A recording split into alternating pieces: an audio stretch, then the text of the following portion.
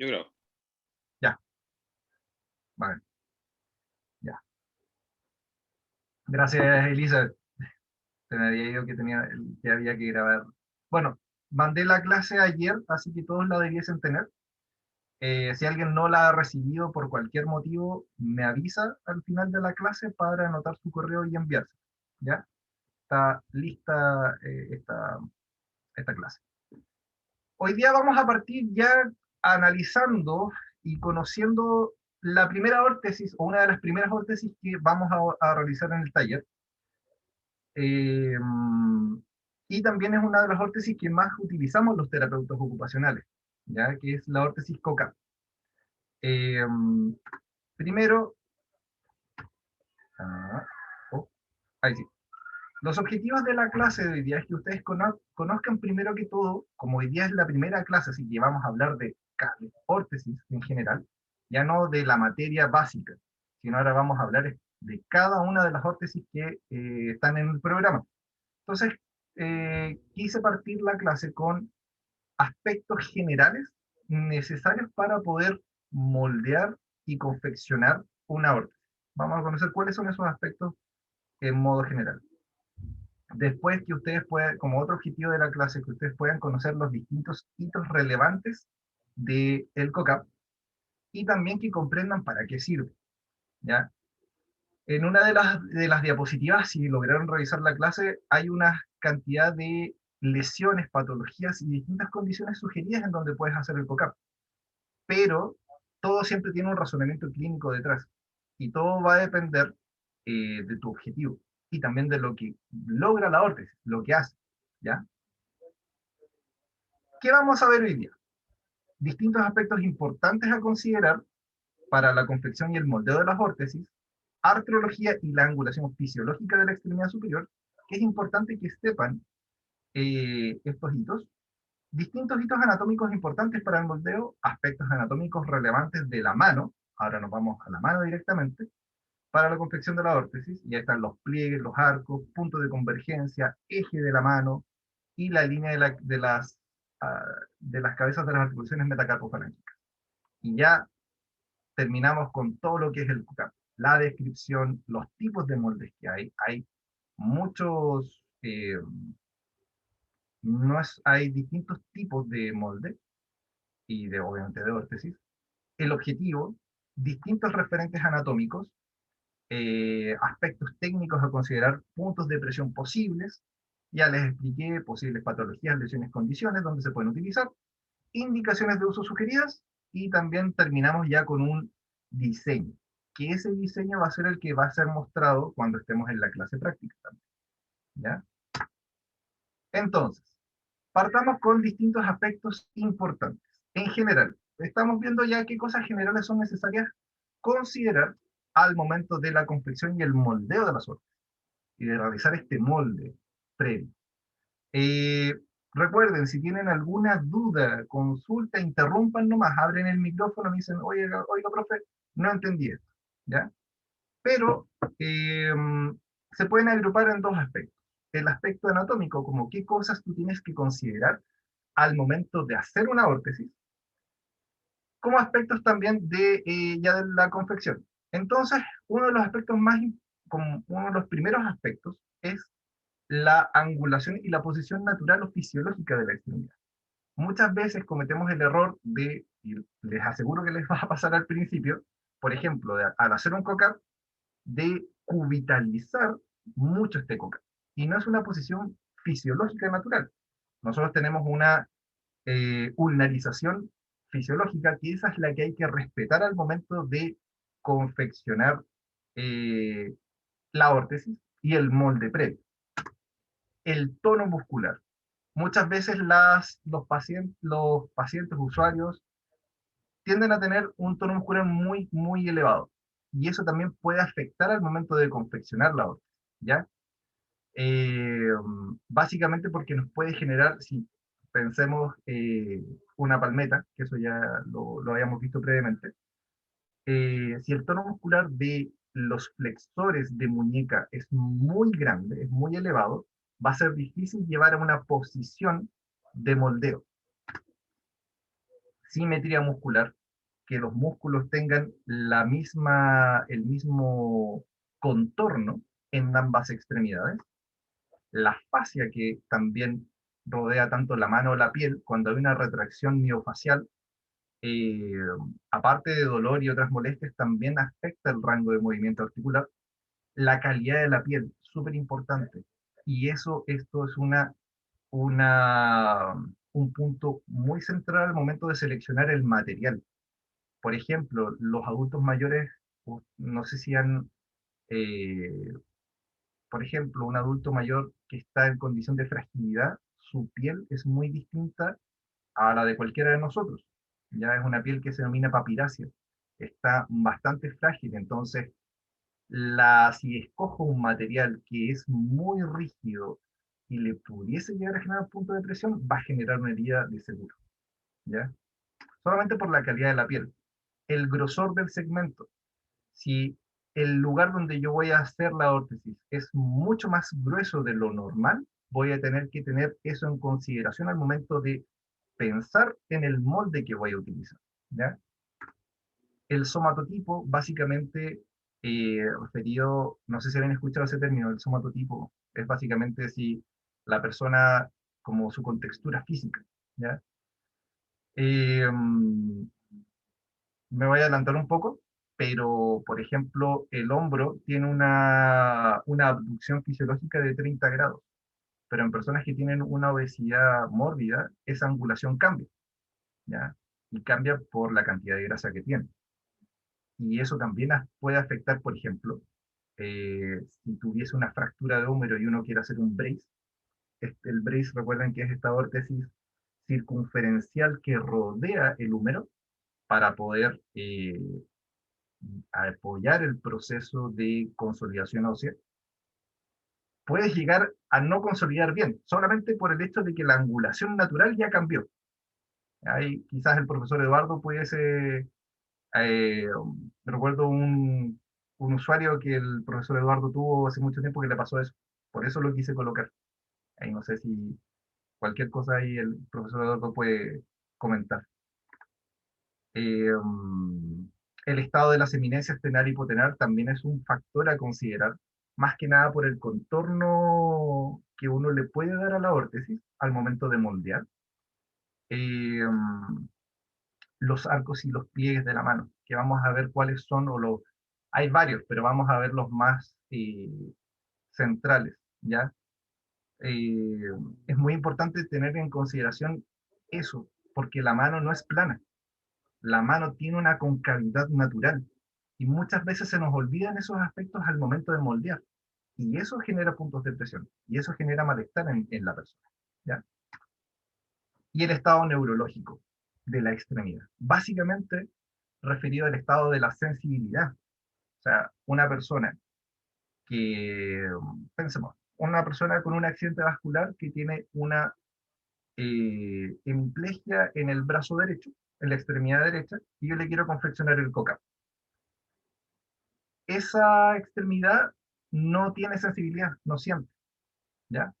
Y si yo le coloco una órtesis, que yo sé que le puedo, o mejor dicho, le coloco un material más duro de lo habitual y no lo siente, no va a sentir esta incomodidad. Entonces no me va a dar el feedback de saber de que, ok, sé que le está generando un punto de presión a nivel del tercio medio. O no, sé que los dedos le están generando el punto de presión. ¿Ya? Entonces, eh, esas cosas, esos aspectos son importantes de considerar. ¿Ya? Ahí sí. Dijo algo en el... Profe, Sí, dígame. es que hay una pregunta en el chat que si puede repetir sobre la asimetría muscular y la fascia, por favor. Sí, vale. Gracias, Julitza. Eh, Básicamente, la fascia, cuando existe algún tipo de retracción de la fascia, también nos va a limitar el movimiento, el rango de movimiento articular, ¿ya? Entonces, hay que tener en consideración cuándo una retracción es más articular o miofacial o una mezcla al momento de hacer la órtesis. La simetría muscular es justamente ver cómo están ambas extremidades. Si es que, por ejemplo, tú encuentras que la mano derecha tiene menos, o la mano derecha, perdón, tiene menos musculatura que el otro, también es un factor a considerar, como del otro segmento, como una comparación más que nada. Es netamente eso, ¿ya? No sé si ahí quedó clara la pregunta Sí, de la persona. gracias. ¿Sí? Ya, dale. Sí, dale, no. Otros aspectos importantes a considerar es la fisiopatología. Ya, o sea, perdón, los aspectos patológicos. Eh, Dentro de los aspectos patológicos está la fisiopatología, ¿ya? La fisiopatología de la lesión o de la condición que tenga la persona va a hacer que en verdad podamos definir qué tipo de órtesis vamos a utilizar, ¿ya? Otro aspecto de la patología o de los aspectos patológicos a considerar es si la persona tiene o no una cicatriz, el grosor de esta, la elasticidad y flexibilidad de la piel. Por lo que explicaba un poco hace un ratito.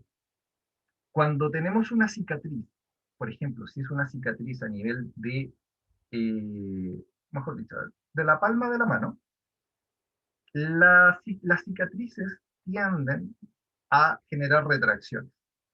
Entonces, yo ahí debo definir en qué posición lo voy a moldear para que la mano no sea, o mejor dicho, para que la persona no sienta tanto dolor al momento de moldear, ¿ya? Básicamente busco la posición más cómoda que no le genere tanto estrés a ese segmento y pueda, eh, relacionado como a las clases eh, de biomecánica de tejidos, darle el mejor estrés posible para darle esta elasticidad y flexibilidad que debe tener el tejido. Retracciones de tejido blando, ya lo he explicado, no creo que deba decirlo de nuevo. Y otra consideración importante, la herida. ¿Cómo está esa herida? Muchas veces les va a tocar ver y tocar a pacientes, perdón, a usuarios que tengan apósitos, ¿ya? Por fractura, por operaciones, etcétera. Y son apósitos muy grandes y les van a pedir que se confeccionen órtesis. A mí me tocó una vez en mi práctica profesional eh, confeccionar un COCAP justamente a una persona con una quemadura eléctrica de su mano. ¿Qué le pasó? Era un técnico de alta tensión que trabajando sufrió su accidente laboral. No sé si conocen como un poco lo de las quemaduras eléctricas, pero la quemadura eléctrica entra por un lado y sale por otro. En este caso le entró por la mano izquierda, o sea, como que tocó algo, generó como el contacto y salió por su pierna. Entonces su pierna fue amputada, porque estaba trabajando en una torre de alta tensión. Y su mano izquierda se quemó completamente. Creo que tenía como un 40%, 50%, no me acuerdo. Fue hace muchos años. La cosa es que, claro, tuvo que hacerle un cock-up porque su mano, su muñeca, estaba mucho en una posición de flexión, a pesar de la cantidad de apósitos. Entonces, eso, eh, básicamente ahí lo que se hace es hacer el cock-up, pero obviamente a medida que ya los apósitos van saliendo, se vuelve a remoldear esta base, ¿ya? Pero también es un aspecto a considerar, el estado vascular también, de cómo está esa piel. Si la piel está muy irrigada, si es que hay una gran cantidad de vasos sanguíneos, también es importante considerar el momento de moldear, porque pudiese generar algún tipo eh, como de punto de presión, ¿ya? Cambios tróficos de la piel y de los tejidos blandos, ¿ya? Cuando una piel y unos músculos están mucho más contraídos o mucho más atróficos, tienden a tener menos resistencia. Entonces los puntos de presión son mucho más fáciles de que aparezcan. El rango de movimiento articular, ¿sí? Qué tan restringido está. Algún tipo de procedimiento realizado previamente, como le había explicado, o sea, en la situación eh, real, ficticia de la prueba, era una usuaria que yo atendí hace muchos años y ella sufrió tuvo muchos procedimientos. ¿ya? Y que también es importante considerar, porque te da un pronóstico. Entonces tú sabes que vas a lograr con la órtesis más el pronóstico funcional de esa extremidad. Y el dolor. Sí o sí considerar el dolor. Porque pueden haber rangos de movimiento articular o pueden haber, perdón, movimientos de la articulación que yo haga que ya sean dolorosos. Entonces imagínense que yo le duele la extensión de muñeca y yo hago el coca. Entonces va a estar con ese dolor permanente porque ya la extensión de muñeca ya le está molestando. Entonces también es un punto a considerar, más que nada para el moldeo, para definir qué angulación le doy a esta órtesis. ¿Ya? Y el estado funcional de la extremidad, que era un poco también relacionado a cómo ésta se encuentra. ¿Ya? Ahora, aspectos ya de la extremidad superior, como eh, más que nada mencionarles cuáles van a ser o no sé si ya se han percatado de lo siguiente. Primero, en esta diapositiva se observa una imagen de la extremidad superior derecha, sacada de un libro, que se ve la piel, músculos, o como un brazo humano, y se entremezcla los huesos de la extremidad superior. Y esta imagen está más que nada relacionada, por si alguna vez ustedes ¿cómo decirlo? Como tenían el conocimiento de que nosotros fisiológicamente no somos rectos ni tampoco somos curvos, sino que tenemos angulaciones normales fisiológicas dispuestas en los planos, ¿ya? Entonces, más que nada, esta imagen está para demostrar la angulación fisiológica normal que tiene el hombro, el codo y la muñeca, ¿ya? Que voy a pasar a detallar ahora a continuación, una por una. En esta diapositiva, en la siguiente diapositiva, se ven dos imágenes en donde la primera imagen es la cabeza del húmero con su angulación respectiva de la superficie articular y la siguiente imagen, la segunda imagen, es netamente la extremidad superior para demostrar únicamente la angulación fisiológica. Entonces, primero, la superficie articular del húmero tiene un ángulo de inclinación de 135 grados. O sea, la cabeza del húmero está dispuesta en 135 grados, ¿ya? Eso no significa que el hombro o la extremidad superior esté en esa posición, sino que tiene una abducción fisiológica. ¿De cuántos grados de esta abducción fisiológica? Son de 30 grados aproximadamente, un poquito menos, entre 25 a 30. Y esa es la posición normal, la posición que todos eh, tenemos de nuestra extremidad superior, ¿ya? La siguiente imagen se observa la epífisis distal. Hay dos imágenes, perdón, en esta diapositiva. La primera imagen es la epífisis distal del húmero y debajo de la epífisis distal del húmero está la cabeza del cúbito, ¿ya? Solamente para demostrar la angulación que tienen ambas extremidades, ambos aspectos. Y la segunda imagen muestra la posición fisiológica del valgo de codo que normalmente se tiene, ¿ya? Entonces, la articulación del codo, ambas superficies articulares están dispuestas en 45 grados respecto a sus respectivos ejes, ¿ya? O sea, el cóndilo humeral y la paleta humeral se encuentran a 45 grados respecto al eje longitudinal del húmero. Mientras que la cavidad sigmoidea de la ulna también se encuentra a 45 grados, pero sobre sobre su propio eje, ¿ya? Esta disposición de las carillas articulares está dispuesta más que nada para o gracias a esa disposición es que podemos hacer una flexión casi de 135 grados de codo, ¿ya? Y el valgo natural, porque el codo tiene un valgo, tiene ¿conocen ese término de valgo? Básicamente, si no lo conocen, es más, por decirlo así, como eh, curva más hacia exterior del eje de la extremidad, ¿ya? Y ese valgo natural o esa curva es de 18 grados. Y eso es lo fisiológico. Y para terminar en esta parte, en la siguiente diapositiva hay 3 imágenes que muestran la primera imagen muestra la angulación, los grados que tiene la articulación radiocarpiana visto desde una perspectiva sagital. La segunda imagen es la misma articulación radiocarpiana vista desde una imagen o desde una perspectiva frontal o coronal. Y la tercera imagen demuestra solamente el valgo, perdón, la ulnarización fisiológica que tiene la muñeca.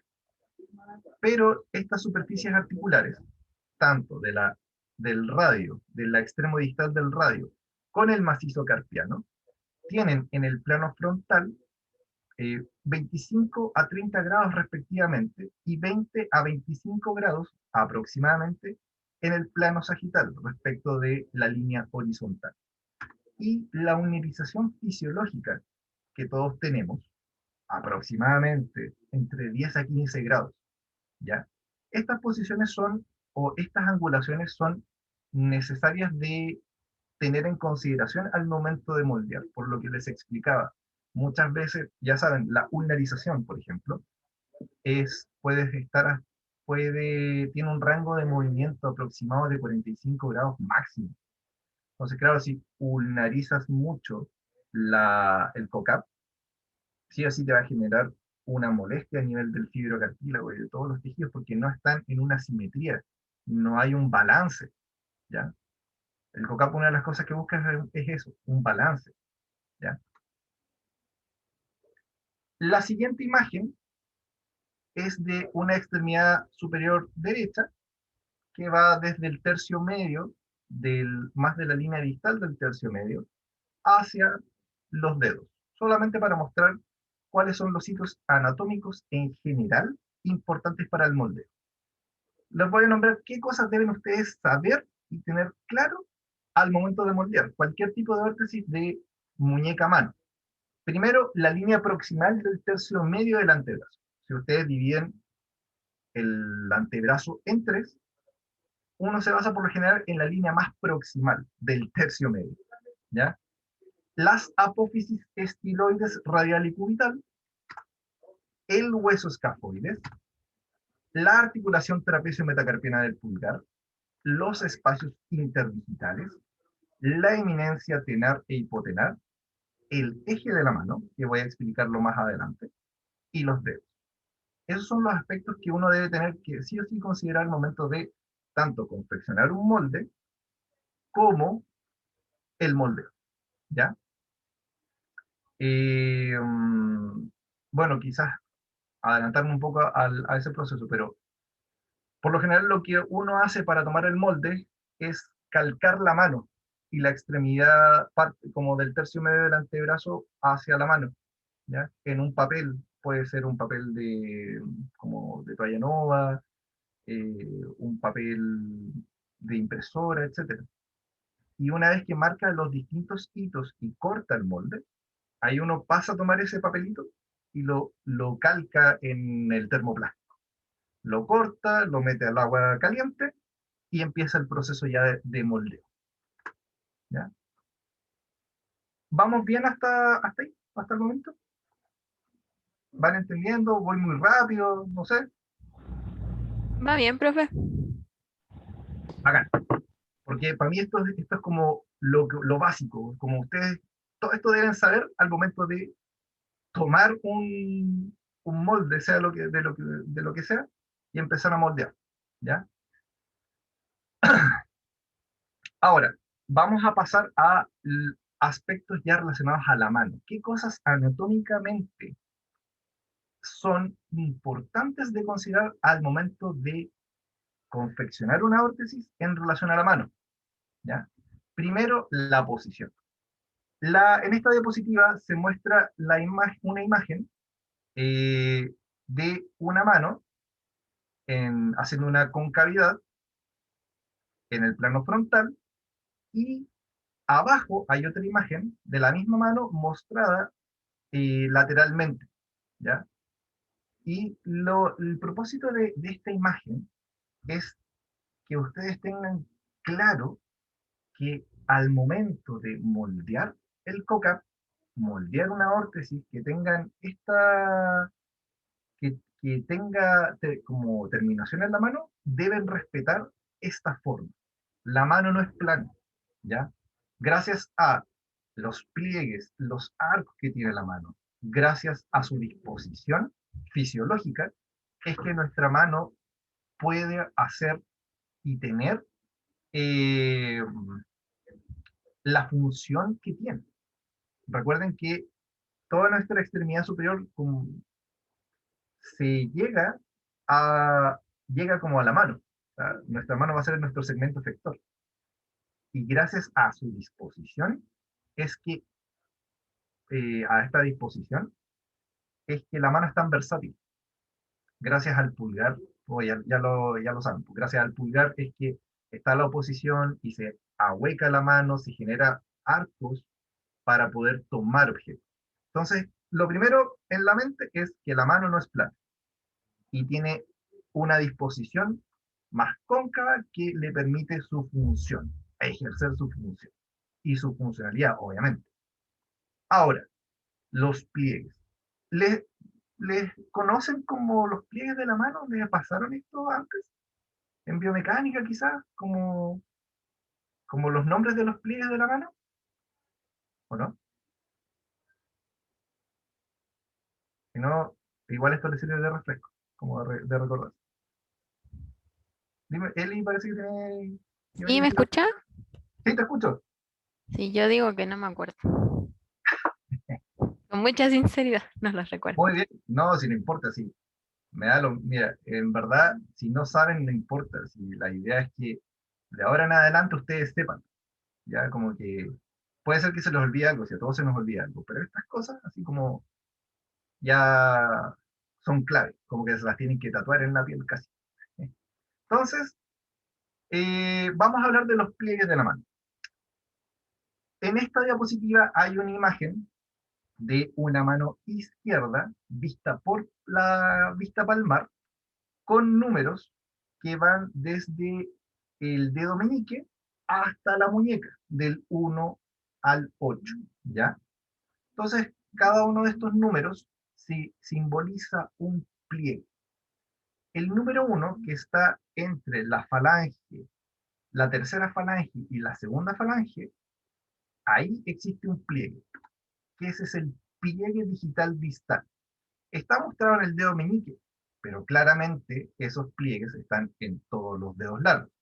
El pulgar también lo tiene, solo que no se le llama distal, porque el pulgar tiene dos falanges, ¿ya? Proximal y distal. Entonces se denomina pliegue distal, ¿ya?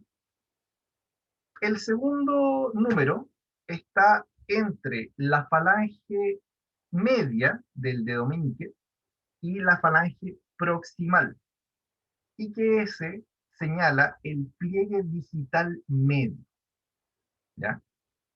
Ahora, entre el, la primera falange o la falange proximal y el quinto metacarpiano está el número 3, que ese número simboliza el pliegue digital proximal. Vuelvo a decir lo mismo, esto está en todos los dedos largos, ¿ya?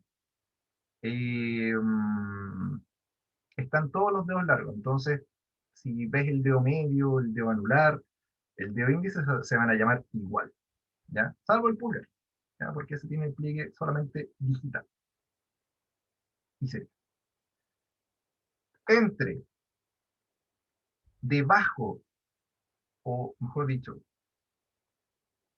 todas las cabezas de los metacarpianos de la mano, debajo de más o menos 1 centímetro aproximadamente, debajo de la cabeza de los metacarpianos, está el número 4. El número 4 simboliza el pliegue palmar distal. Y entre la mitad mejor dicho, si unimos todas las diáfisis de los metacarpianos, del segundo, perdón, al quinto metacarpiano, y debajo del pliegue palmar distal, encontramos el pliegue palmar proximal. Básicamente el pliegue palmar proximal está entre parte de la diáfisis y también el carpo, la unión entre el carpo y el metacarpo, un poquito más arriba va a estar el pliegue palmar proximal, ¿ya? El 6, el número 6, se encuentra cercano al pliegue palmar proximal, pero más hacia la zona del dedo pulgar. Este pliegue se denomina pliegue tenar, porque está relacionado justamente con la eminencia tenar. ¿Ya? Es el pliegue que se forma cuando uno va a juntar el pulgar con el dedo meñique. Cuando uno hace la oposición de esos dos dedos, se forma el pliegue tenar. Debajo del pliegue tenar, ya a nivel más distal de la muñeca, se encuentra el pliegue distal de la muñeca. Y debajo de ese pliegue, inmediatamente debajo, está el pliegue proximal de la muñeca. Estos pliegues aparecen cuando uno hace flexión de muñeca, ¿ya? Cuando uno hace la flexión de muñeca, el primer límite es el pliegue distal de la muñeca. Y el segundo límite es el pliegue proximal, ¿ya? Vamos bien hasta ahí, ¿cierto? Los pliegues son súper importantes, ¿ya? ¿Por qué creen que la mano tiene pliegues? Partamos de la base. ¿Por qué creen que tiene pliegues la mano? ¿Se lo habían cuestionado antes? ¿Por qué la mano tiene, no solamente es para la quiromancia? ¿Conoces la quiromancia? Básicamente como la lectura de manos, cuando te ven la suerte. Pero funcionalmente los pliegues tienen un propósito. ¿Cuál creen que es ese propósito? Quizás que los movimientos, hola, habla Daniela, perdón. Sí, no te preocupes. Quizás que los movimientos no sean tan rígidos, o sea, como que no haya una tirantez en la piel al momento de generar la posición del pulgar con los dedos y todo lo que permite la posición propia de la mano. Exacto, Daniela. Así es. O sea, los pliegues están diseñados, o mejor dicho, los pliegues tienen la función justamente de los movimientos articulares que tiene nuestra mano. Y le da la función. Gracias a los pliegues es que, bueno, y las articulaciones que lo componen, y que están en este plano de la mano, es que nuestra mano es funcional, ¿ya? O sea, por ejemplo, le voy a dar un ejemplo. Si es que nuestra palma de la mano se quema, claro, los pliegues pierden un poco, la piel pierde un poco estos pliegues. Funcionalmente no va a perder tanta funcionalidad, a menos que sea algo muy grave. Pero igual le da la versatilidad a nuestra mano, ¿ya? Pero muy bien. Por ahí va el punto, Daniela. Ahora, la siguiente diapositiva, por título tiene Arcos de la mano parte 1, porque la mano tiene distintos arcos. Tenemos los pliegues y ahora vamos a ver los arcos. ¿Cómo están dispuestos, cómo está dispuesta esta mano en en el espacio, ¿ya? En la primera imagen se ve una mano izquierda con 3 flechas. La primera flecha va desde el dedo medio hasta el pliegue pliegue proximal de la muñeca y tiene un número 1. Ese número 1, o mejor dicho, ese es el primer arco que les voy a mencionar ahora, que es el arco longitudinal, ¿ya? Básicamente es aquí cuando, si uno como trata de ahuecar la mano, aparece este arco, ¿ya? Entre la cabeza de los metacarpianos tenemos el arco transverso distal, y que esa es la segunda flecha.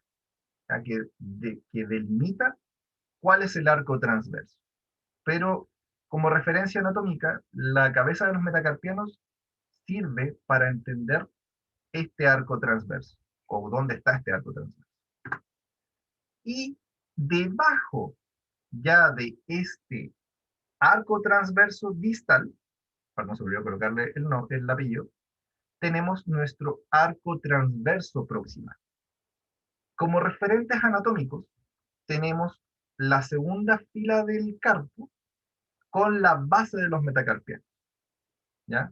La segunda fila del carpo, de estos 4 huesitos de la fila ya más distal, con la segunda fila del carpo, con la base de los metacarpianos. Ese es el arco transverso proximal.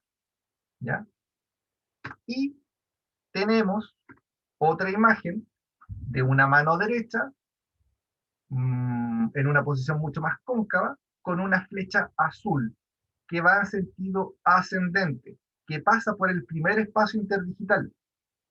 Esa flecha azul tiene solamente por propósito mostrar el cuarto arco, que es el arco oblicuo de la mano, que se da básicamente cuando uno quiere hacer oposición, hace una oposición sea con cualquiera de los 4 dedos, pulgar con cualquiera de los 4 dedos, y se forma ese arco. Ahora, ya vimos pliegues y arcos que son importantes de considerar al momento del moldeo de las hojas. Cuando estemos en el taller se van a dar cuenta por qué son importantes, ¿ya?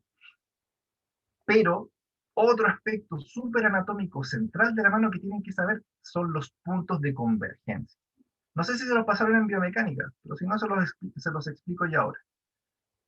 Esta diapositiva tiene 2 imágenes de 2 manos derechas, en donde la primera imagen se ve la mano derecha abierta completamente, y la segunda imagen, los 4 dedos largos flexionados, en una flexión completa de la articulación interfalángica proximal. La distal se mantiene en 0 grados, ¿ya?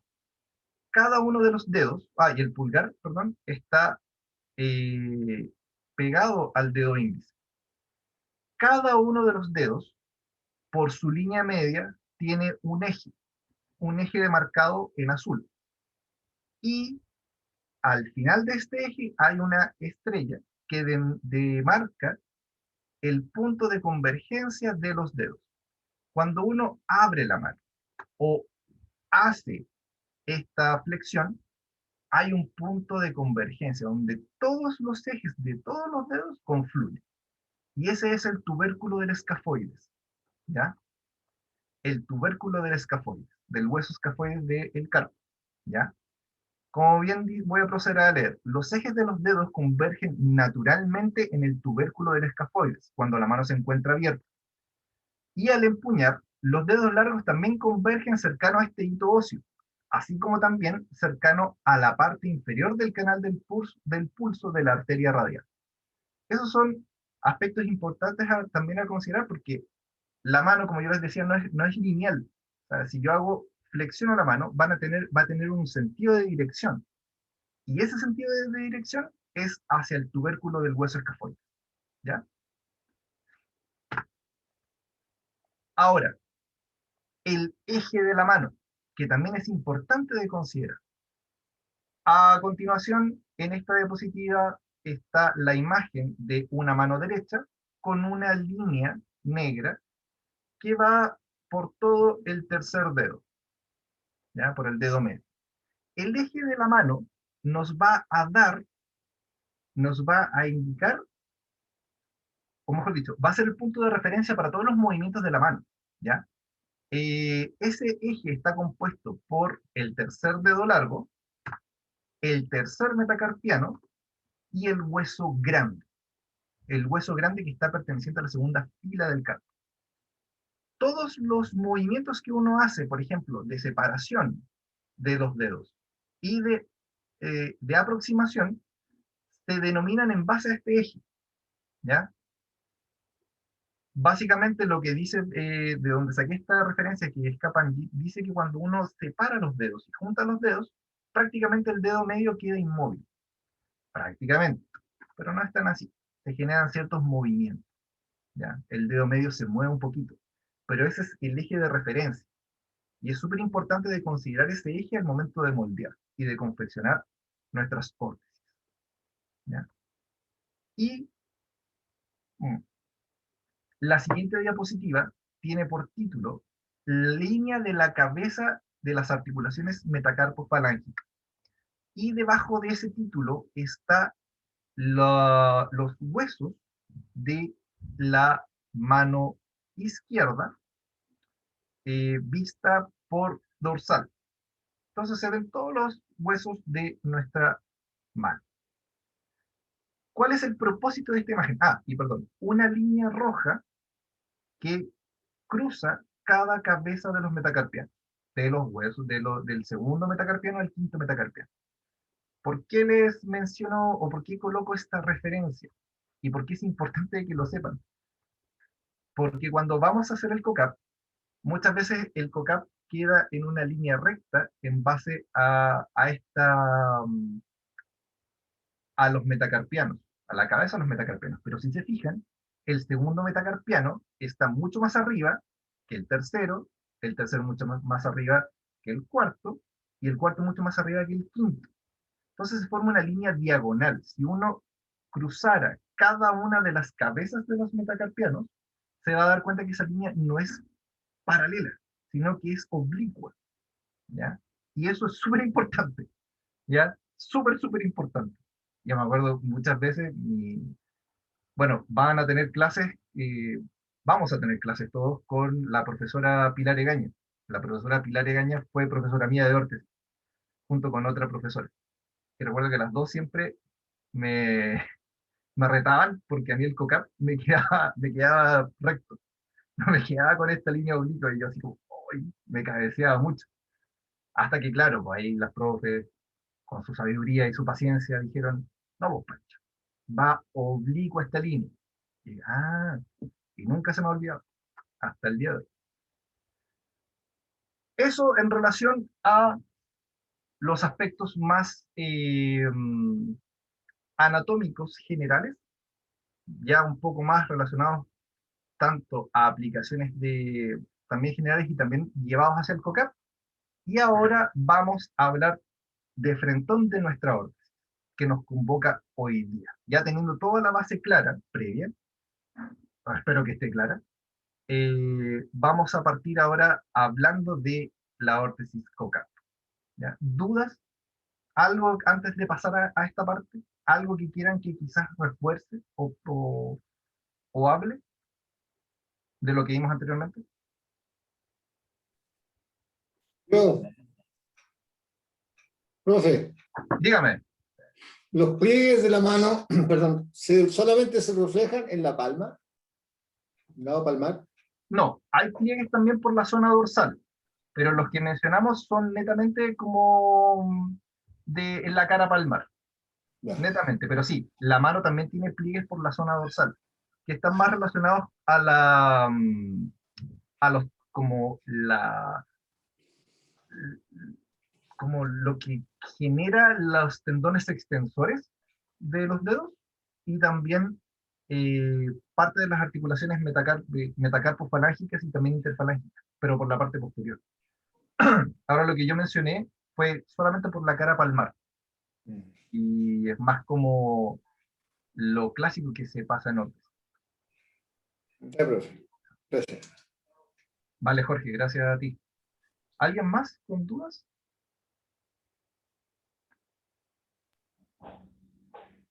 Parece que no. Ya. Bueno, cualquier cosa me interrumpen nomás, chicos, si ustedes saben. Entonces, primero vamos a hacer una descripción de nuestra órtesis COCAP. Primero es una órtesis estática de muñeca. El objetivo anatómico al cual va es nuestra muñeca. Y se extiende por la zona palmar del tercio proximal del antebrazo hasta el pliegue palmar distal de la mano. Esa es su extensión completa. va a contener e inmovilizar la articulación de la muñeca y va a permitir la movilidad de los dedos. Esto es súper importante, ¿ya? Porque hay muchas condiciones o patologías que pueden generar inestabilidad de muñeca, ¿ya? No solamente algo traumático, algo neurológico también puede ser, ¿ya? O mientras ustedes tengan claro que el COCAP va a ser una inmovilizadora de muñeca, va a inmovilizar nuestra muñeca, ya ahí uno puede plasmarla en distintas personas, pero obviamente con un objetivo claro. Por lo general, el material utilizado es un termoplástico de baja temperatura, que puede ser de 2,4 milímetros o de 3,2 de espesor, perforado o microperforado. No, perdón, perforado no es, ¿ya? Existen otros materiales con los cuales se puede hacer un COCAP, ¿ya? Más de materiales blandos, como por ejemplo el neopreno, o ya eh, de espuma de alta densidad, o sea, no es espuma de alta densidad, es como materiales como goma eva, pero bastante gruesos, también pueden ser utilizados para hacer un COCAP más blando. ¿Cuál va a ser el, como el criterio para seleccionar el material? Ahí es variable. Puede ser desde comodidad hasta en verdad más que nada ciertos aspectos más como ya de la piel, que no le vaya a generar algún tipo de daño, algún tipo de lesión, ¿ya? Pero va a inmovilizar la muñeca igual. Los velcros que se utilizan son de 2,5 centímetros a nivel de las cabezas de los metacarpianos y 5 centímetros de ancho en la muñeca y en el antebrazo. O sea, tiene 3 fijaciones para que esta órtesis no se desprenda de nuestro antebrazo. Y más o menos, esos son los espesores que se utilizan, ¿ya? Y si tiene acolchado, si usted dispone de acolchado al momento de confeccionar la órtesis, mejor. Se coloca en todos los bordes, ¿ya? A continuación, muestro una imagen, o mejor dicho, 5 imágenes. Profe, Dígame. disculpe, me quedó una duda. Es que recuerdo que en la prueba salía algo del acolchado como en protuberancias, creo, algo así, como donde hay huesitos, por ejemplo, en la muñeca, ¿no se pone un acolchado o también? ¿Eso se refiere con los bordes? Claro, o sea, la órtesis, a ver, déjame ver si tengo una imagen para poder describirlo. Ya. Voy a describir una imagen de un COCAP de termoplástico eh, como uno de los tipos que existen. Cuando me refiero a bordes, es justamente eh, como el borde que genera cuando ya terminas de moldear. Entonces, en cada uno de los bordes que tiene la órtesis, como cuando termina el COCAP, ahí tú puedes colocar acolchados. Puedes colocar acolchados también en las protuberancias óseas, sí, claramente. Pero por lo general también lo puedes utilizar en los bordes como de cada órtesis, ¿ya? Claro, el propósito del acolchado es justamente eh, evitar algún tipo de roce. Entonces, claro, si hay una protuberancia o una zona que queda con una protuberancia muy, como el material, como muy que puede generar un punto de presión, claro, colocas ahí el acolchado respectivo. ¿Ya? Gracias, profe. De nada. Como les decía, aquí en la siguiente diapositiva, tiene por título denominado tipos de COCAP. Existen distintos tipos de COCAP, ¿ya? La base, o los más comunes los más comunes que se utilizan son los dos primeros que voy a empezar a describir ahora. El primer COCAP es va por la cara palmar, pero que tiene una fenestración, que es el término más técnico que se utiliza, que es básicamente un agujero por donde pasa el pulgar, ¿ya? Y va por la cara palmar. La siguiente imagen es también la mano izquierda, en prono, y se muestra el molde del COCAP, que va por el pliegue palmar distal, va hacia el tercio medio del antebrazo, pero tiene una barra metacarpiana que básicamente va a estabilizar o va a llegar justo también al pliegue palmar distal. Ya esa órtesis también se confecciona por la cara palmar, se hace por la cara palmar, y va a cumplir la misma función que todos. Todos van a inmovilizar muñecas, ¿ya? Existen ahora otros tipos de COCAP que son igualmente con fenestración, y que va a envolver toda la mano. La tercera imagen, por ejemplo, es un COCAP que va más por lateral, en caso de, por ejemplo, algún tipo de lesión del fibrocartílago triangular o de cualquier elemento que vaya por la zona cubital, va a estabilizarlo. Y este va por el eje del antebrazo, de que va del tercer dedo medio al tercer metacarpiano, al hueso grande, y pasa por el eje de entre medio del antebrazo. Ese es el primer punto, y envuelve la zona cubital, respetando obviamente la cabeza de los metacarpianos. Va por palmar y llega de nuevo hasta la otra línea, hasta el otro como eje de este brazo. El cuarto COCAP, o el cuarto tipo, ya es un COCAP que envuelve completamente, es una órtesis circunferencial, y que envuelve completamente la muñeca y el antebrazo. El cambio, los otros, uno puede removerlos por posterior, uno se lo puede sacar sin problema. Este ya no, este ya es más como, se utiliza más para ciertos tipos de fracturas. Y la quinta imagen muestra el molde de una órtesis, perdón, del COCAP, pero que se hace por dorsal. ¿Ya? Por lo general, había unos estudios que comparaban un COCAP hecho por palmar, por la cara palmar, y otro COCAP hecho por la cara dorsal, para el síndrome de túnel carpiano. Y se observó que el COCAP por dorsal alivia más el dolor que el otro. Ese fue un estudio que se hizo en Irak, creo. Vi un paper de Irak que tenía ese punto. Y me llamó la atención, por lo general, porque siempre dicen que, bueno, ahí lo voy a mencionar más adelante, pero para, en las lesiones del nervio mediano, cuando está el síndrome de túnel carpiano, siempre se hace el COCAP más clásico y se deja en 0 grados. Pero estaba comprobado que mejoraba el dolor, ¿ya? Ahora también existen otros COCAP que igual envuelven la mano,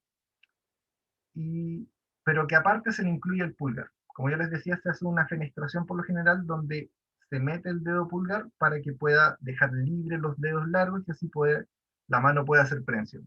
Pero en ciertos casos, en ciertas luxofracturas o cualquier otro tipo de lesión traumatológica del pulgar, se puede agregar este. Se puede agregar un trozo termoplástico que va a envolver al pulgar, ¿ya? A continuación muestro 3 imágenes de cómo quedan los COCAP hechos con termoplástico, que son como yo le decía, los más utilizados. La primera imagen es la mano izquierda, que se muestra por palmar, y que es un COCAP con fenestración, que es el que es parecido al que tú tienes, Jorge, contigo. El otro, la segunda imagen, no solamente la órtesis sin ninguna extremidad, que se ve más por una visión más superior, pero que tiene una barra metacarpiana, claro, una barra metacarpofalángica, donde va los dedos más, eh, por decirlo así, como deja con menor puntos de presión tanto la zona del pulgar como los dedos largos, y el otro ya es un COCAP por dorsal, que sigue los mismos puntos que les mencioné anteriormente del tercio medio del antebrazo, pero se genera cierto pliegue a nivel del primer espacio interdigital para que pueda ahí apoyarse la línea que va en el pliegue palmar distal, la línea de la órbice, ¿ya? Y con sujeciones tanto a nivel de muñeca como a nivel de codo, o del tercio medio del antebrazo. Otra imagen con fotos de COCAP, 3 imágenes, en donde la imagen número 1 se ve una mano derecha con, con un COCAP que llega hasta la mitad del eje de la mano, con pulgar, con las sujeciones tanto a nivel distal de la muñeca y del codo. La segunda imagen, una mano izquierda, con un COCAP completo, muy parecido al que tiene Jorge, pero con el pulgar incluido, con termoplástico. Y la tercera imagen es una mano derecha con materiales blandos, que en este caso viene siendo un neopreno, ¿ya? Que sigue el mismo patrón. Más que nada para mostrar los distintos tipos y poder describir los distintos tipos que hay de COCAP, ¿ya? Ahora, ¿cuáles van a ser los objetivos del uso de la órtesis? Primero, inmovilizar la muñeca. Eso ya yo sé que lo tienen súper claro. Otro punto es proteger estructuras lesionadas en relación a la articulación de la muñeca, cuando tenemos algún tipo de fractura, o cuando tenemos algún tipo de tendinitis, o túnel carpiano, etc. Cualquier lesión que afecte a la muñeca, vamos a utilizar esta órtesis. Como yo les contaba, el caso de esta señora que tuvo una fractura con minuta y cuando llegó conmigo todavía tenía le faltaba un poco de consolidación. Entonces tuve que utilizar un COCAP para poder favorecer esa consolidación o que continuara esa consolidación y poder trabajar solamente a nivel de dedo. Brindar soporte en articulaciones dolorosas, mantener rangos articulares, principalmente en los dedos, y asistir la función de la mano. Eso es el objetivo que tiene esta órtesis, ¿ya? Como bien les dije, deja el pulgar libre y los dedos libres. Entonces podemos asistir o podemos realizar funciones de la mano y de la muñeca. Recuerden que si la muñeca no está estabilizada, la mano muy poco funcional va a ser, ¿ya? La siguiente diapositiva se denomina referentes anatómicos para la confección del molde, y que son los aspectos anatómicos que vamos a tener que tener súper claros al momento de hacer nuestro COCAP, ¿ya? Primero, ¿cuáles son esos referentes anatómicos?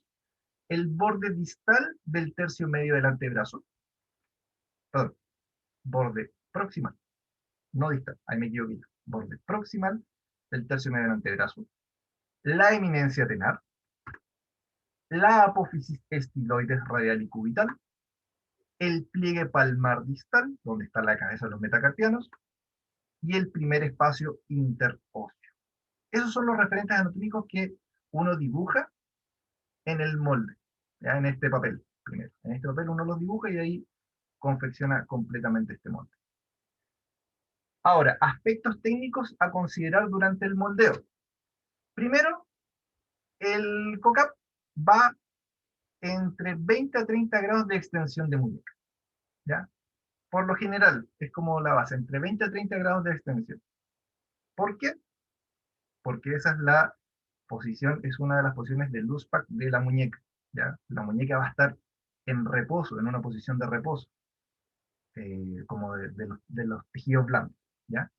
Y va a permitir esa extensión, que los dedos, los tendones de los dedos, al flexionar tengan la excursión de desplazamiento normal, ¿ya? Como como lo más libre posible, por decirlo así. En caso de, como yo les decía, de personas con síndrome de túnel carpiano, siempre se sugiere que la articulación de la muñeca sea en neutro, que esté moldeada en 0 grados, ¿ya?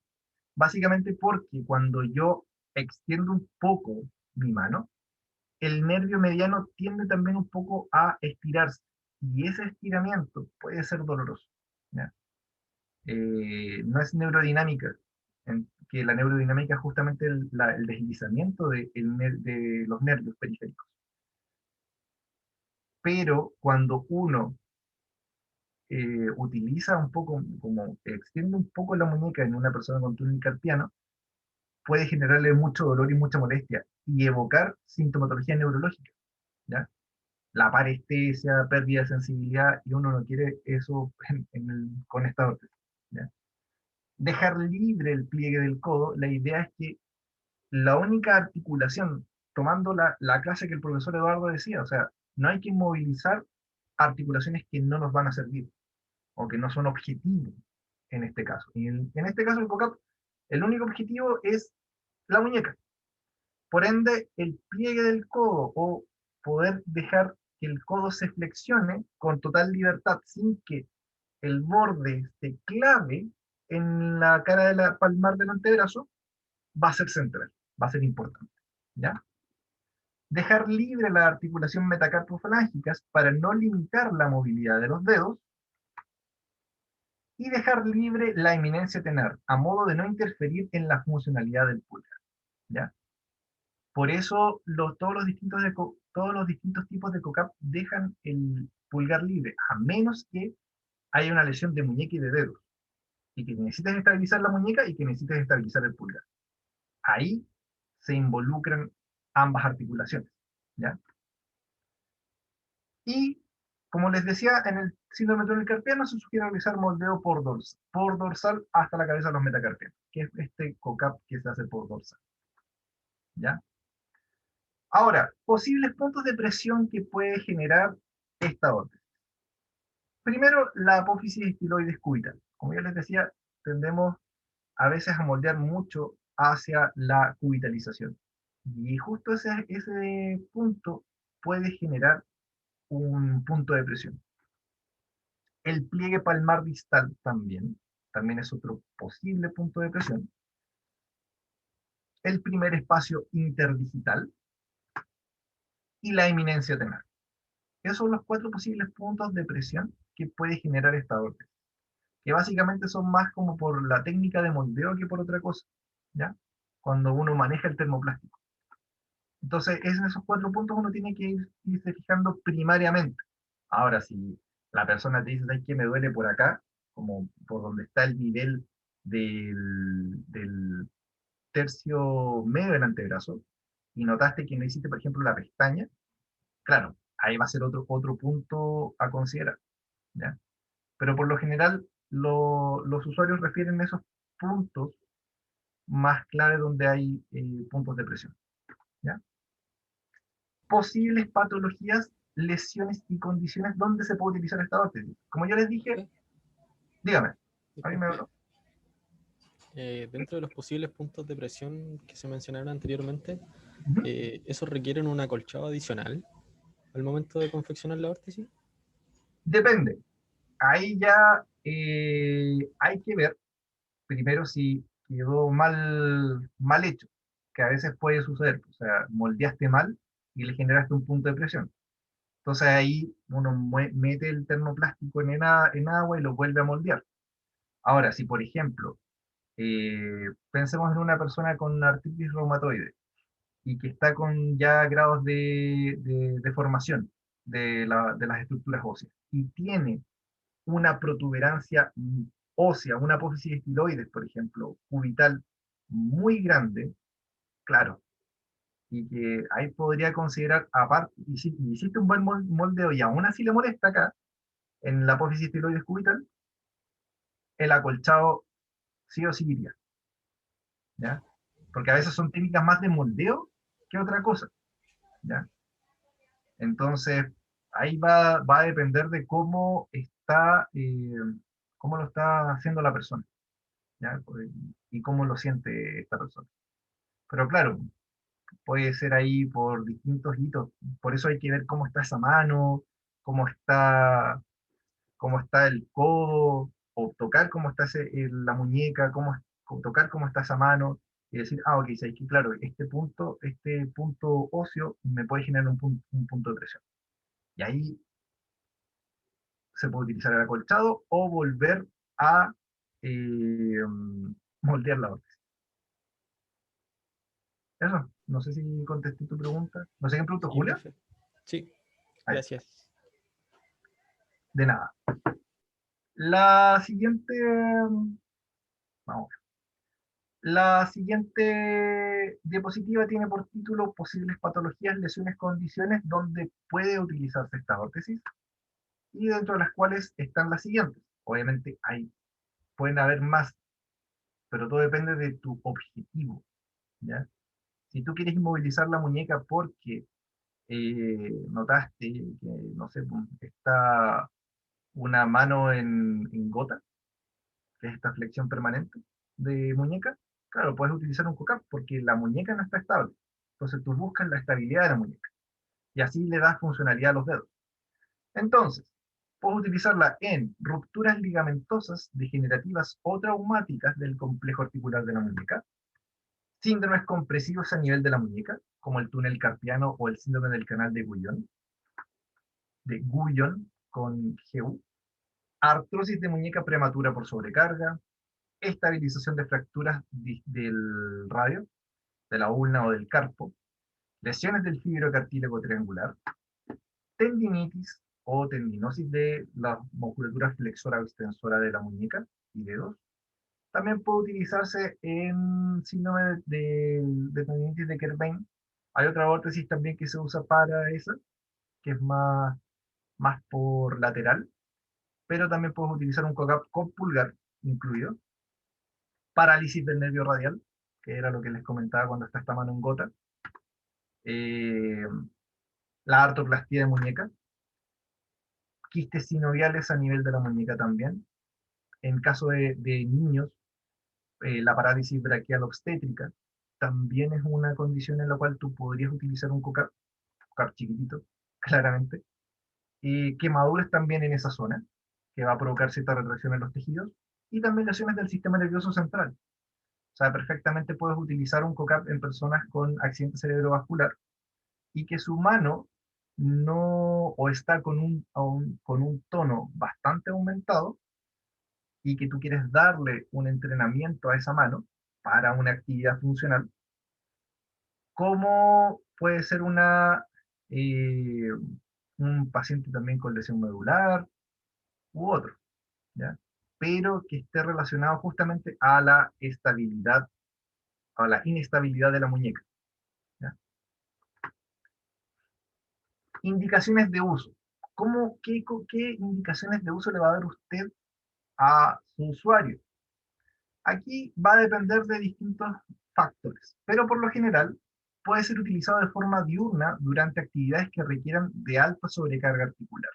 Por ejemplo, si yo voy a cargar una bolsa de supermercado y la muñeca me duele, el COCAP va a permitir que se pueda realizar esa tarea sin mayor perjuicio de la articulación de la muñeca. ¿Ya? Puede ser utilizada de noche, pero también dependiendo de la condición del usuario. Por ejemplo, si tiene túnel carpiano, podría ser utilizada para eso, ¿ya? Podría ser utilizada justamente para evitar que en la noche cualquier movimiento de flexión de muñeca eh, pueda comprimir más aún este nervio mediano. También puede ser usada a permanencia, por ejemplo, si tenemos una fractura de muñeca, pero por un periodo determinado, 6 a 8 semanas, o según evolución radiológica también. Como les decía, en fracturas su uso es de aproximadamente 6 a 8 semanas, y en el túnel del carpo es de aproximadamente 3 meses. ¿Ya? Referencias, obviamente. No es tan así como vas a usar este CAP por 3 meses, por 4 meses, ¿no? Todo va dependiendo de la evolución de la persona. ¿Ya? Y se sugiere un control de una vez por semana para ver si es que el COCAP no le ha molestado a la persona, no le ha generado puntos de presión, etcétera, y si ha seguido estas indicaciones. ¿Ya? Una vez que ya notaste que la persona comprende bien estas instrucciones y hace todo súper claro, no es necesario un control tan seguido, puede ser espaciado, pero la idea es mantener la idea es mantener ciertos controles, ¿ya? Profe, Dígame. bueno, yo igual no conozco el material, pero ¿cuál es la posibilidad como que se rompa? Porque, por ejemplo, en la noche, no sé, sea aplastado o algo así, o es súper poco probable.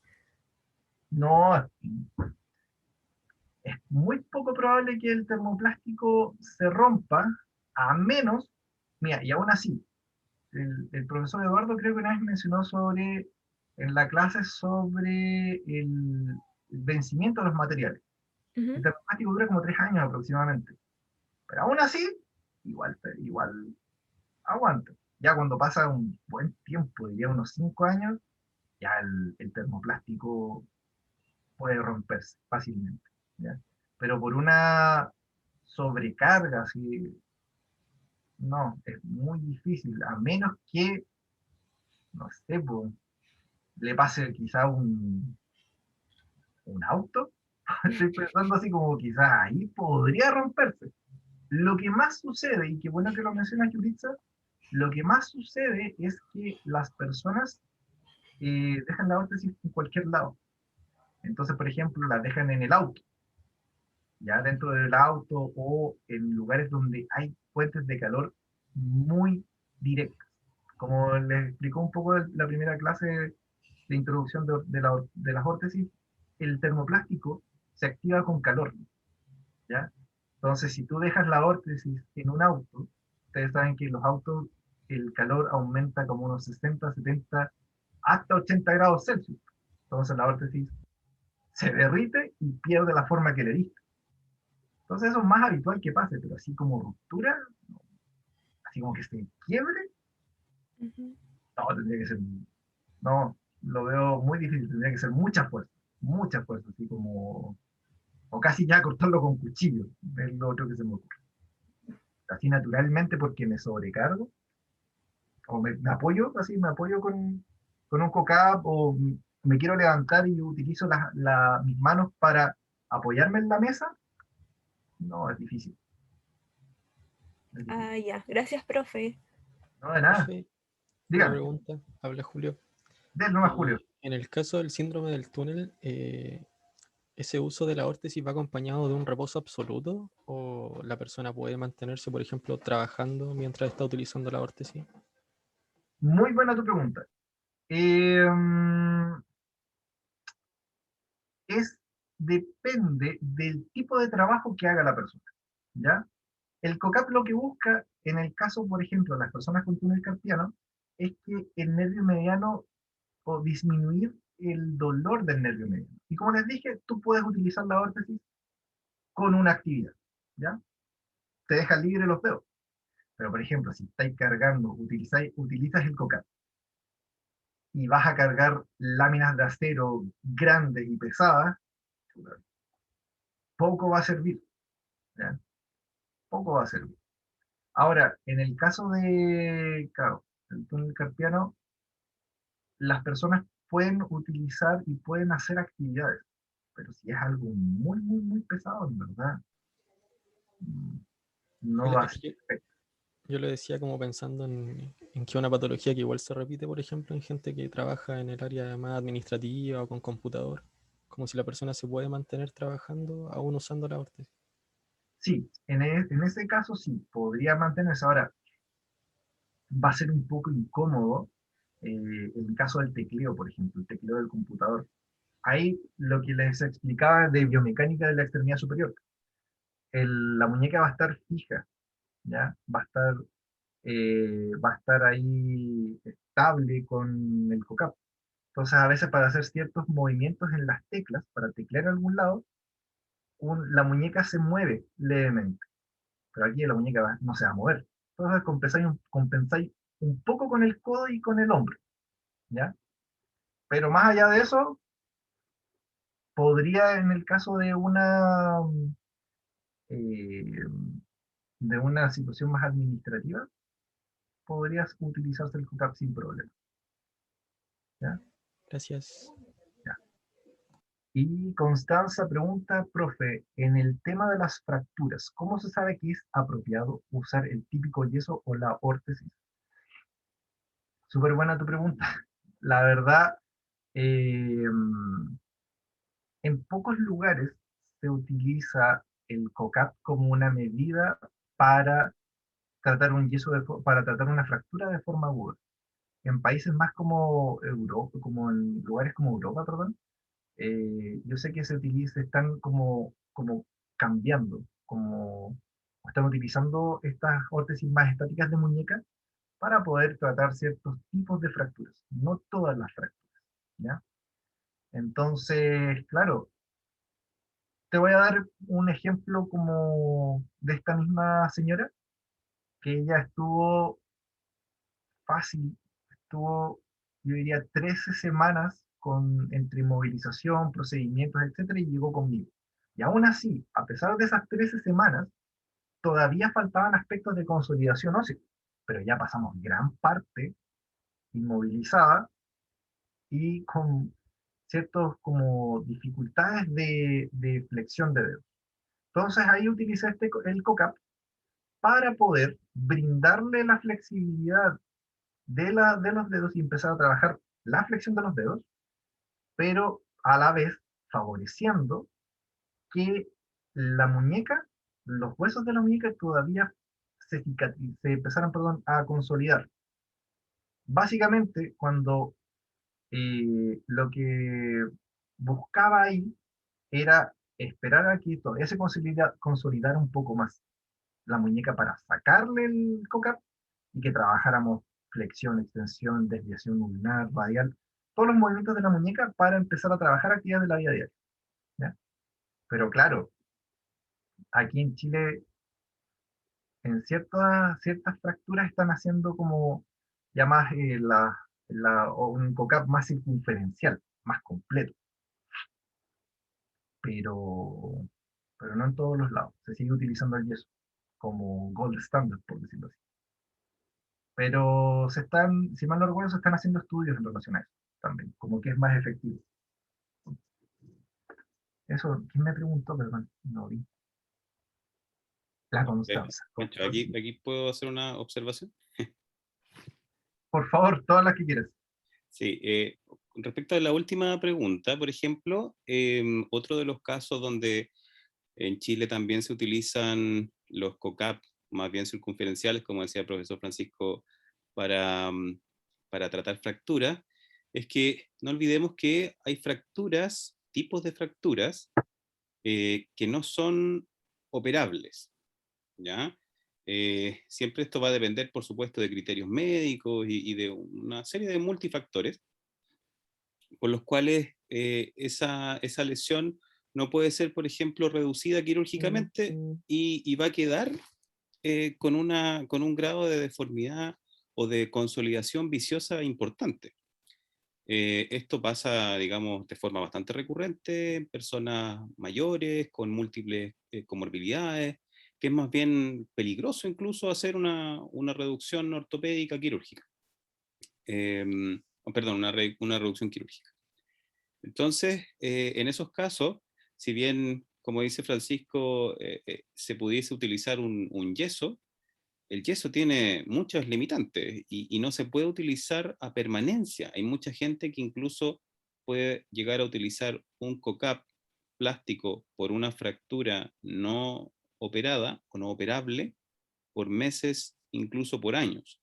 Entonces, en esos casos también se puede utilizar como una alternativa que pase casi incluso a ser permanente. Yo he tenido varios casos de este tipo y se han resuelto de una excelente manera, a pesar de que no se pudo hacer una cirugía. El cirujano, por supuesto, no pudo realizarla. Los abordajes han tenido mucho éxito, así que también son casos que no son frecuentes, pero también se pueden utilizar como en ese tipo de usuarios o de usuarios.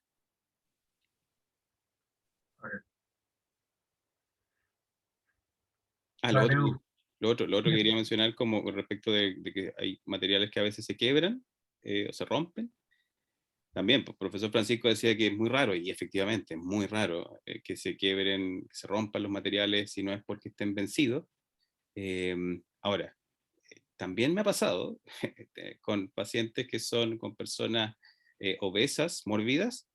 Por ejemplo, una vez me pasó, Francisco conoce a ese usuario, un usuario muy, muy particular, y él con una gran masa corporal, un IMC gigante, que él tenía una obesidad de cerca de 200 kilos, y tenía una fractura de húmero.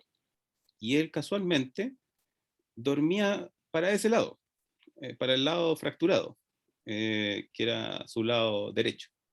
No hay caso, hay rutinas y costumbres en la gente que es imposible de cambiar. Entonces yo le decía, bueno, duerme para el otro lado, y no podía, y no podía dormir, y simplemente dormía todas las noches para ese lado.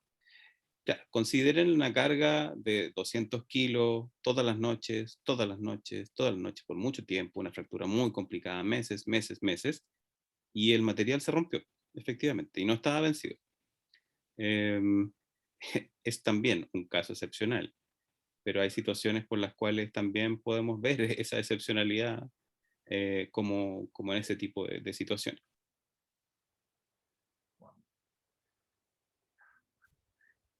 Bueno, ahí, como bien decía el profesor Eduardo, son situaciones muy excepcionales. No sabía que ahí él había roto el brace, como así. Profesor, Diga, Jorge. yo creo que estoy tocando el material, la materialidad acá. Yo Ajá. creo que tanto que se rompa ni estille, yo creo que se pliega. Que se puede juntar y tomar otro borde, una cosa así, pero de quebrarse no, o astillarse no lo creo con una fuerza común, no desmesurada ni mucho menos. Yo creo que se puede llegar a plegar. Sí, o sea, de hecho, hay una, quizás me van a retar por ahí, pero cuando yo hice órtesis me enseñaron a justamente cuando queda, no sé, pues, un espacio muy apretado en la muñeca, a tomar el termoplástico y literalmente abrirlo. Con tus dos manos, esa zona de la muñeca, entonces, claro, podría plegarse, efectivamente, pero también aún así requieres de alta fuerza. Y como decía el profesor Eduardo, claro, como que hay casos excepcionales, así como que se llegue a romper el material o inclusive hasta plegar. Pero podría ser. Yo tampoco no me ha tocado ver así usuarios como que la órtesis se pliegue y se tiene como un doblez extra. Pero efectivamente se puede hacer con un poco de fuerza de manos. Sí, o a veces pasa que los mismos usuarios la tratan de arreglar en sus casas, y ellos mismos calientan los materiales. Eso es súper habitual, calientan los materiales con el secador, qué sé yo, o lo meten al agua, y ahí muchas veces se generan esos plegados por un moldeo que se realizó en casa por usuarios que no conocen el manejo del material. Eso también es súper habitual. Otras cosas, no sé, pues, también que suceden, que son extrañas, pero suceden, parecen extrañas, pero suceden, digo. Eh, Me ha tocado varias órtesis que vienen todas mordisqueadas por los perros de los pacientes, también me pasa. Otras que vienen mordisqueadas por los pacientes, también me ha pasado. Ah, eso es muy extremo, a mí nunca me ha tocado. Sí, sí, a mí me Wow. ha pasado. En órtesis larga, en dorsaleta, que queda como fuera de la línea del distal de los dedos, hay usuarios muy ansiosos y mordisquean las órtesis, también me ha pasado. Wow. Wow. Bueno. Eso, o sea, como ven, son situaciones súper excepcionales. Por lo general no pasa eso. ¿Ya? Eh, para finalizar, ya esta es la última diapositiva, que es cómo se toma este molde, el molde de el COCA. ¿Ya? Ahí sí. Primero, el usuario, para que nosotros tomemos el molde del COCA, La mano y el antebrazo deben estar alineados en pronación, ¿ya? Lo primero, para tomar el molde. Segundo, bueno, ahí uno, como les decía, calca la extremidad con un lápiz sobre este papel. El pulgar debe encontrarse ligeramente separado para poder tomar el molde. Y de ahí, una vez que tú calcas este brazo, toda esta parte del brazo, tienes que trazar los puntos claves o los distintos referentes anatómicos, que ya los habíamos mencionado. La estiloides radial, la estiloides cubital, se le hace una pequeña línea a los lados, solamente una pequeña línea a los lados y algunos puntos como para decir, ok, estos son los puntos más claves para poder hacerlo. Pero se marca la estiloides radial, la estiloides cubital, la cabeza de la segunda articulación metacarpofalángica, la cabeza de la quinta articulación metacarpofalángica y la línea distal del tercio medio del antebrazo. Esos son nuestros puntos claves anatómicos para ya empezar a hacer el molde. Ahora, se le debe dar cierta anchura a nuestro molde, antes de cualquier cosa, ¿ya? ¿Y por qué? Porque si la hacemos literalmente pegada a la piel, la órtesis no va a tener, no va a, como darle la circunferencia apropiada, no va a eh, calzar como debe calzar y va a generar puntos de presión. La palanca que se va a hacer también va a ser ineficaz y no va a servir para nada. Entonces, por eso se le da cierto ancho a este molde, ¿ya? ¿Cuáles son estos anchos? Primero, a nivel de antebrazo y muñeca, aproximadamente unos 2 centímetros se deja de ancho por ambos bordes, ¿ya? A nivel de las líneas de las articulaciones metacarpofalángicas, se deja 1 centímetro aproximadamente, ¿ya? Entre el segundo y el quinto, ahí a los lados se deja 1 centímetro, ¿ya? Y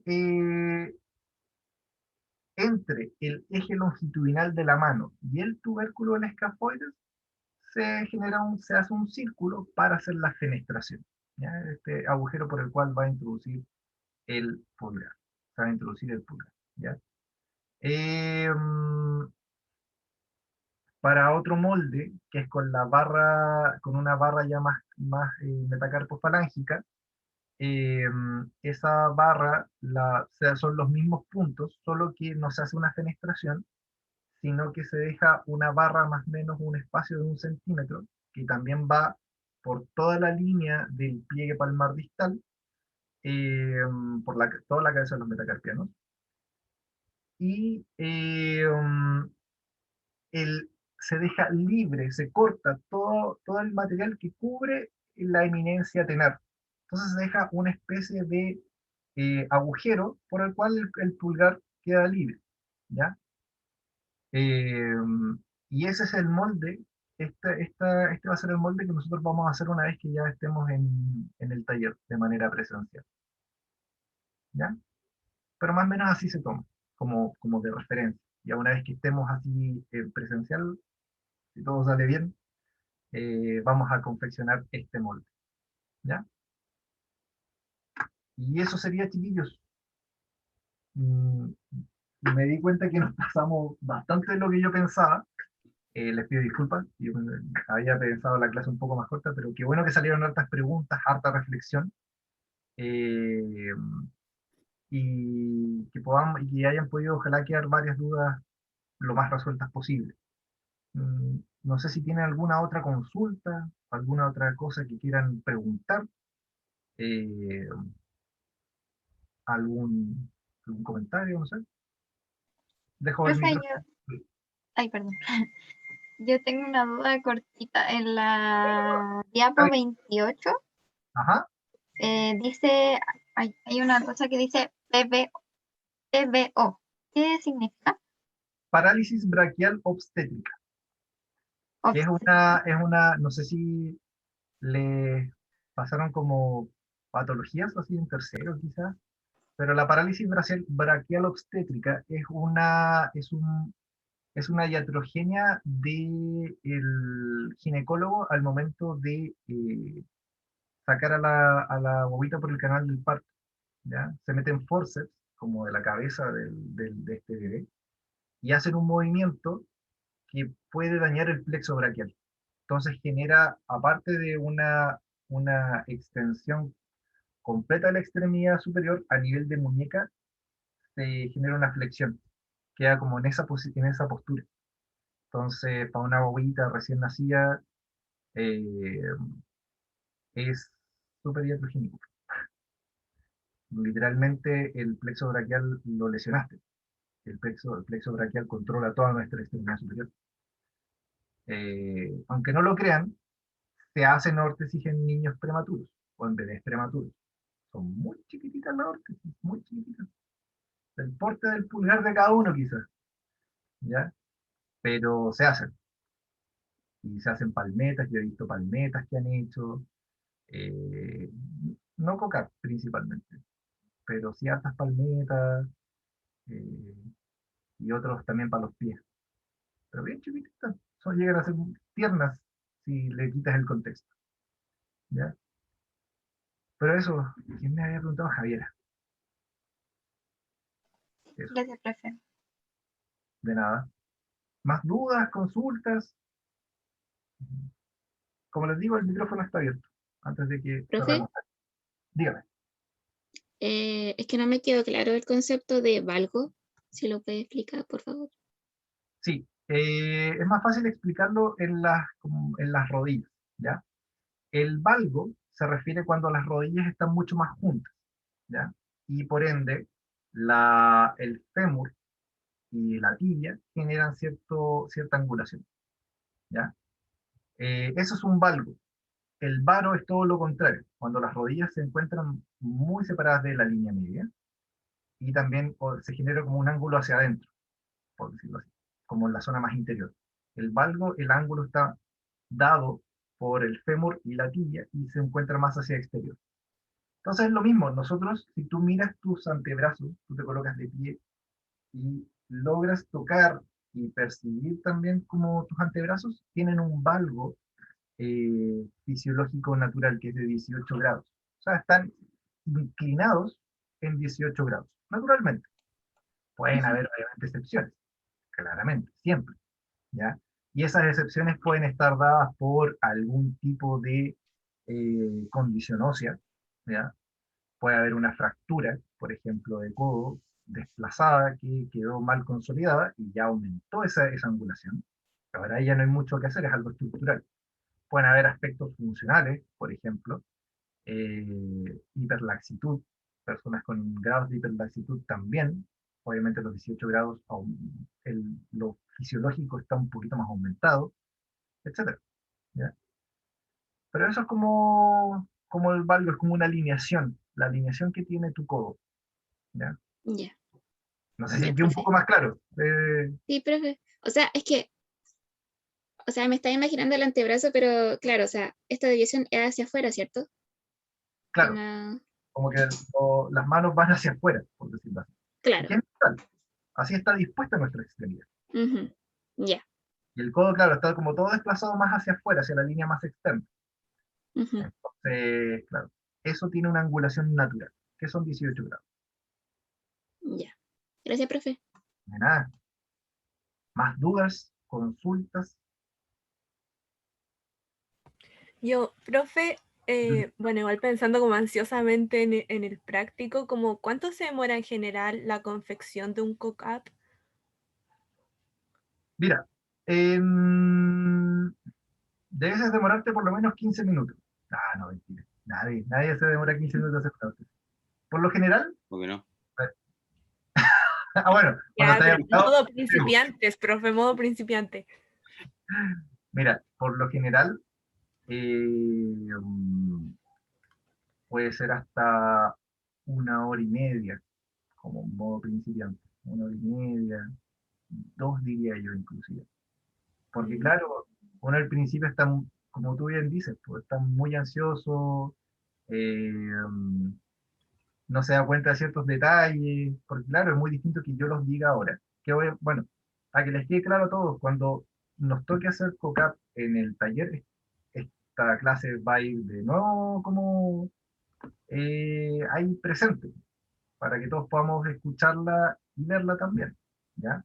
Mm. Para que sepamos cuáles son los puntos, los incorporemos en nuestra cabeza, no, porque hay cosas que se nos escapan, siempre. Entonces, más o menos 1 hora y media quizás uno se puede demorar en hacer un coca. ¿Ya? Sí, además considerando también que esta va a ser la primera órtesis que vamos a hacer del grupo. Entonces, claramente va a haber un tiempo mayor considerado para hacer esto, porque van a conocer recién el material. Entonces, el conocer el material es la clave en el fondo para soltar la mano y que puedan ir haciendo como esto más rápido y automatizando ciertas cosas. Va a tener mucho que ver con esa práctica de conocer las dinámicas del manejo del material. Entonces, claro, como va a ser la primera, no podemos esperar, por supuesto, terminarla en media hora, eso va a ser imposible. Pero 1 hora y media, 2 horas es un tiempo razonable. Razonable debido a que no es una órtesis compleja, es una órtesis bastante simple y va a ser súper frecuente que la hagan. Entonces, también es importante que vayamos trabajando esos tiempos a futuro. Probablemente si es que tienen alguna práctica, por ejemplo, en un centro clínico que tienen que hacer una órtesis COCAP, no van a tener 2 horas. Eso se los aseguro. Van a tener máximo 1 hora. Entonces ya estamos hablando de que van a tener que bajar sus tiempos al menos a la mitad en una práctica clínica, insisto. Debiesen demorarse así como ya con cierta expertise. 30 minutos es un tiempo razonable, incluso menos, pero 30 minutos, porque es simple esta órtesis particularmente. Pero no podemos pedirles eso, por supuesto, al comienzo. Sí, el taller es justamente la oportunidad que tienen para echar a perder las cosas sin ningún riesgo, digamos. Así que siéntanse en esa confianza también de hacer y deshacer, que probablemente va a ser lo que les va a tocar al comienzo. Van a tener que hacerlas más de una vez. Claro, exacto. Ya, bacán, profes, gracias. ¿No? Y, ¿cachai? Los más cracks, así como hay los así que llevan años haciendo órtesis, y hay algunos que no necesitan ni molde. Entonces miran, ya, cortan un trozo de termoplástico al agua, hacen así hartas técnicas, así, que saben ellos y listo, pum. Hacen el cock-up sin moldes ni nada. Lo llegan y lo hacen. Yo todavía no llego a ese nivel, yo sigo haciendo el molde, como que siempre creo que lo voy a tener que utilizar, pero hay gente así muy experta. De hecho, la ORFI tiene consultores y con el profesor Eduardo tuvimos la oportunidad de conocer a uno, un francés, que era, que yo en verdad lo escuché brígido, fue como en el año 2016 más o menos, pues, ¿no? 2017, que este caballero tenía un cinturón, literalmente un cinturón de herramientas para hacer órtesis, y lo colocó en la mesa.